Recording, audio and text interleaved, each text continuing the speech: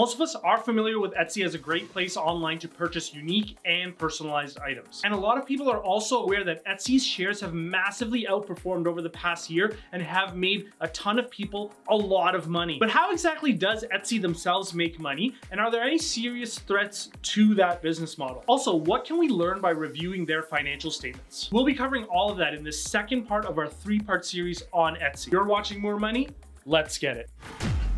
What's up, everyone? Thanks so much for tuning in. I'm Tay, and you're watching the #1 channel on YouTube for people that want to retire early. This is part 2 of our 3-part series on Etsy. In part 1, we went over the business model and the drivers of growth for the business. In part 2, this video, we're going to be covering the different ways that Etsy has monetized the marketplace, threats to the business, and review their financial statements. In part 3, we're going to be doing a full walkthrough of the free, fully downloadable model, which you can grab from the description below. Also, guys, please consider smashing that like button for all of the value that I'm attempting to provide to you with that free downloadable model and this video series. And some of you may not realize, but by hitting that like button, it really helps YouTube know that this channel provides valuable content, and thus they'll share it with more viewers. Now let's jump straight into how management has monetized the Etsy marketplace. From here, you can see that 3/4 of their revenue comes from their marketplace revenues, which are the fees paid by merchants to use the platform. These are listing fees, transaction fees, fees for using the Etsy payments platform, and off-site ad transaction fees. Now, this last one is very interesting because they buy up ad space in bulk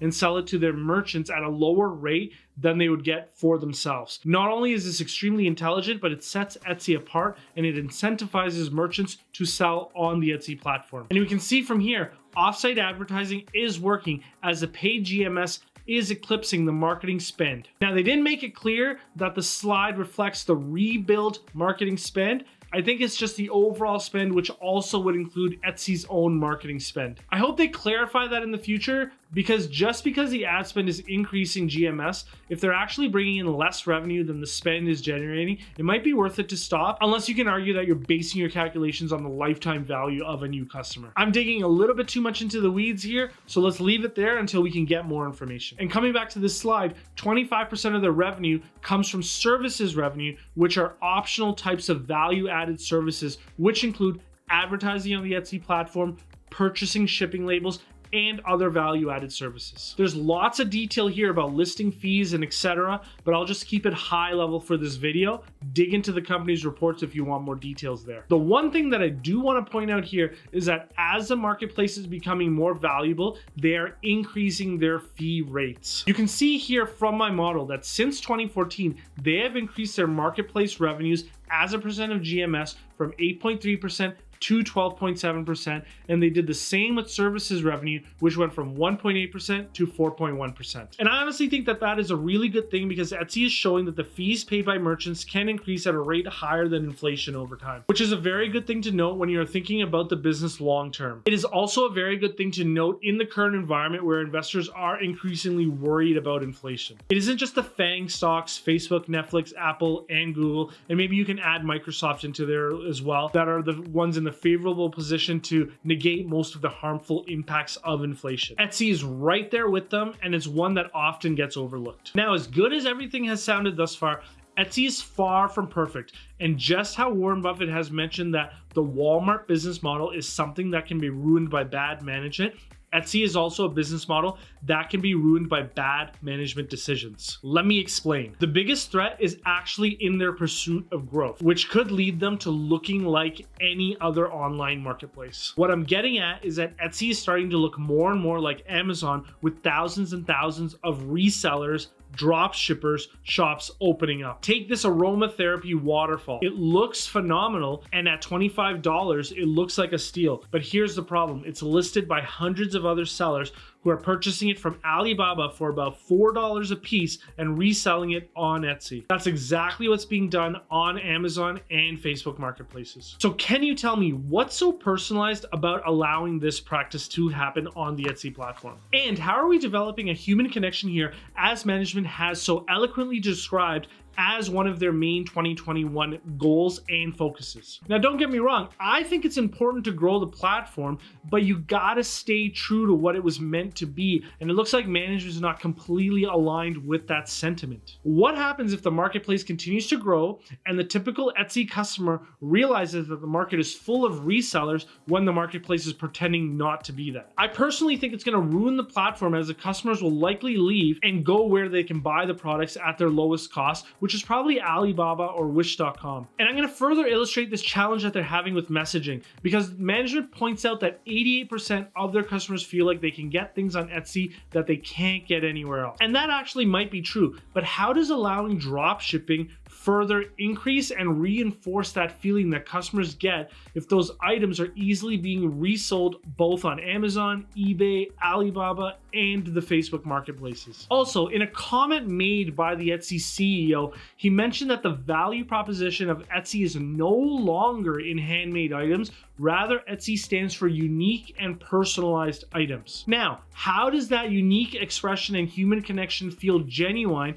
when the purchaser finds out that the handcrafted items that they purchased is available from 50 other sellers and comes from a factory in China? It honestly feels to me like the business is moving away from its identity. And of course, I get it. The business is generating record revenues, record cash flows, record active sellers, and record number of buyers. But if you do a little bit of a scuttlebutt here and take a look under the surface, you can see that there's a large amount of sales coming from items that are not unique or special that buyers can buy from other online marketplaces. It's just mass-produced products that are being bought and resold just like on Amazon. So the risk really here is that if Etsy does nothing to course correct this and it becomes more and more rampant on the site, Etsy will lose the very thing that makes it valuable. So basically, I'm suspicious of management right now, and I'm gonna keep a close eye on the reseller issue on the platform. Lots of merchants are raising this as an issue. Now, I know that this annoys some of the Etsy bulls to hear,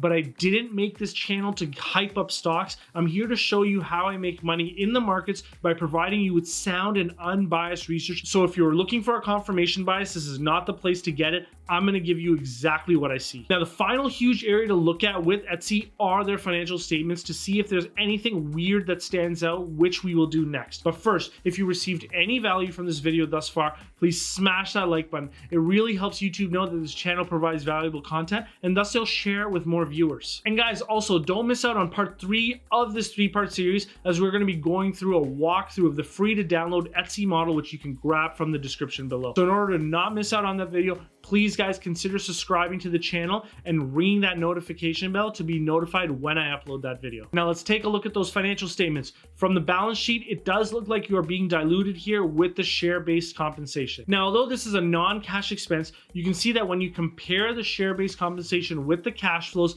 it is high. This will inevitably dilute us as shareholders, which you can see happening right here in the balance sheet. The extent of the dilution problem is being hidden somewhat with their share buybacks as shown on the cash flow. So is this a big problem overall? I'd say no, but maybe take 10% off what you would likely calculate for owner's earnings when you forecast out your cash flows going forward. It's looking like share-based compensation as a percentage of cash flows is declining, so that is a plus. Now, the balance sheet does look clean, but I'm not sure why they haven't gotten more aggressive with paying down that debt since they're so cash flow positive, but be it as it may, we'll see how that progresses in the future. You can see that this is an asset light business and largely no receivables, which is a good thing. They have about 1.7 billion of cash on hand, but when you see my model, you'll note that I'm not modeling any cash accretion because they have to wipe out that debt with that cash. So guys, in other words, other than the reseller issue, everything looks really good. Now, is Etsy selling at a reasonable valuation, and can we find an entry point into this stock? From the model that I've already told you that you can download from the description below, you can see that I'm valuing the company at around 150 bucks a share,